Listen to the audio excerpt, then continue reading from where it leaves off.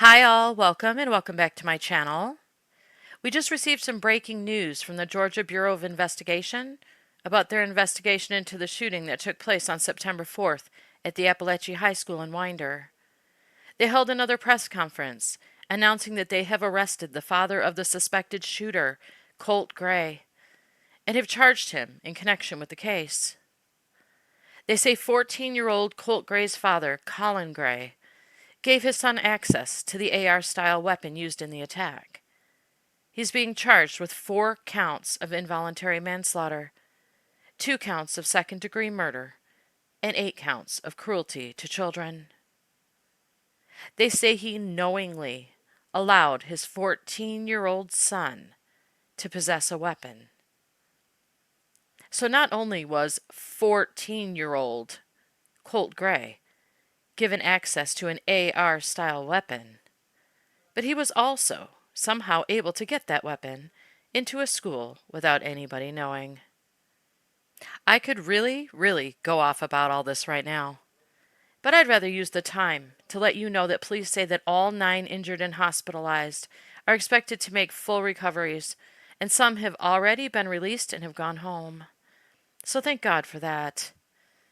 And may the 4 victims who lost their lives, 14-year-old Mason Schermerhorn, 14-year-old Christian Angulo, teacher Christina Irami, and teacher Richard Aspinwall, rest in peace. Here's the new press conference with the announcement of the arrest. Stay safe out there, and thank you so very much for watching.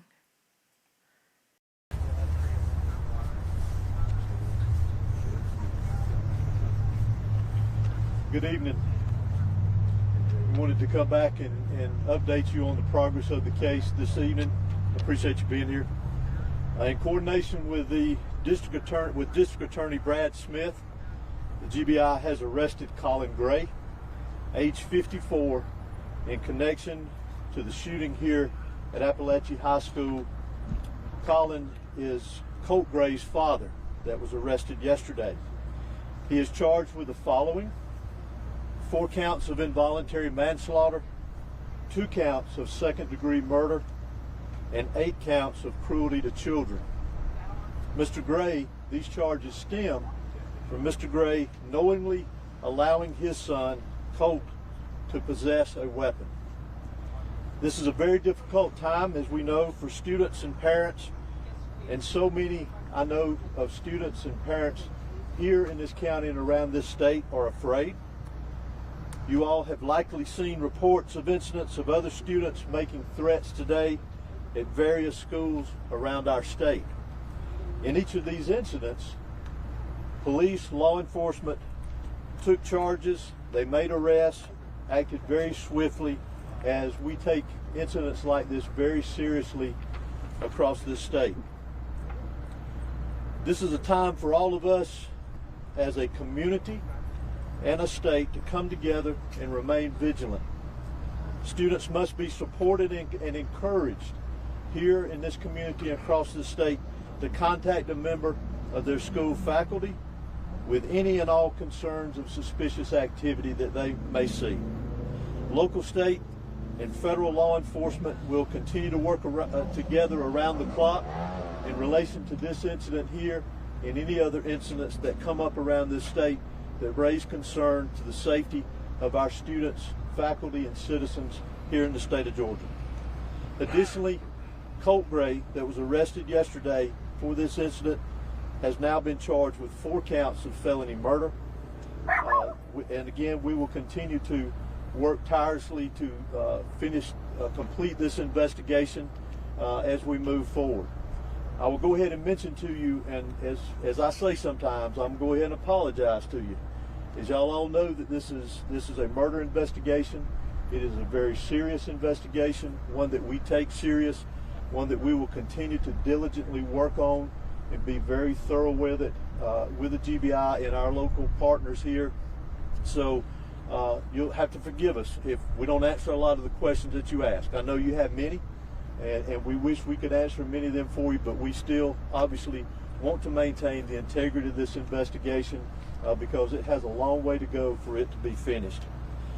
Again, I also want to remind everyone that we need to continue to pray and support the victims that were involved here, the school teachers, the faculty, the students, obviously those that lost their lives, their families, and those that were injured. So I'd like to call on the sheriff to come and give you a brief update on the status of those that were injured from yesterday's event. Thank you. Thank you, Director Hosey. As Director Hosey said, I'd like to say that obviously we're lifting up those families. Our hearts are hurting for them, our kids, our students, our teachers. But the 9 injured, I am very happy to say will make a full recovery. And that's a testament to the response that we had, in my opinion, the response that medical staff responded with, in my opinion, and we're very happy to say that they will make a full recovery after that response. Again, please lift up our community. Please keep these children, these teachers. We call them teachers, but I call them heroes. We met with them today. Emotions are very high, obviously, but we told them that we love them. We love our teachers and what they do, and we're very happy at the fact that they stood in the gap between the evil to protect their children, and we want to include them in the lives that were saved as well yesterday. But I wanted to report to you that all 9 people that are injured will expect to make a full recovery. Thank you. Are they still in the hospital? Several of them are still in the hospital. Some have been released. And Director, can you please explain, did the father actually give the gun to the suspect? Well, I'm gonna leave it as how I mentioned it in the release, that he knowingly allowed him to possess the weapon. Director, can you tell us about how the arrest happened today? Did he turn himself in? Did you guys make contact with him? How did that go with investigators this afternoon with that arrest? I'm honestly not familiar with the details. Okay. All I can tell you is that he is in custody at this time. And Director, is it do you likely believe anyone else will be arrested in this case, or is that still just being discussed? It's difficult to say at this point in time. We're obviously still investigating this, following all leads, all evidence, and we'll have to see where it takes us as we progress forward. Director, do you believe that the arrest should have been made sooner? The arrest was made when we had the probable cause to make the arrest. Do we know when his first court appearance will be? I'm not sure. No. Did the dad bring him to school? I'm not sure about that either. I'm sorry. Are you able to explain the charges and how he has more charges than the suspected shooter? Not in great detail. The biggest thing, as I mentioned earlier, is that he is in custody at this point in time. His charges are directly connected with the actions of his son and allowing him to possess a weapon. Sheriff, will he be housed in your facility? Is that where he'll be held? How does that move forward? He'll be held in the Bexar County Detention Center. Will his mugshot be available tonight, or will it take some time until tomorrow to get his mugshot? It depends on how long it takes us to book him, but if it's available, we can get that to y'all tonight. Sheriff, if not tomorrow. You said some good news that some have been released. Do you know the numbers of patients that have been released, victims? I don't want to speak to that because I don't know the exact number, but I know that I want to just report that all 9 would make a full recovery and be able to leave the hospital. Sheriff, for those 9 people that were injured, do we know if they are a mix of students and teachers or staff, or are they just students? I believe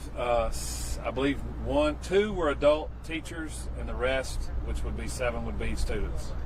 Director, can you tell us explain whether there's precedent for charges like this? I'm sorry. Can you explain whether there's precedent in the state of Georgia as far as the GBI is concerned for the father or parent to be charged for the crime? I don't have any details on any history of it, but I would venture to say it's not something new. Can you tell us about the evidence that led to these charges? No, ma'am. That's part of the ongoing investigation. I apologize. Did the Sheriff, after all this investigation... time with him being able to talk with investigators, you were pretty strong yesterday with saying this was an evil act. It's very sad, obviously, but looking back at what the 14-year-old's been able to say to investigators over the last 24 hours, can you reflect on just what this community is facing after what he allegedly did at this school? What we're facing, heartbreak. We're heartbroken.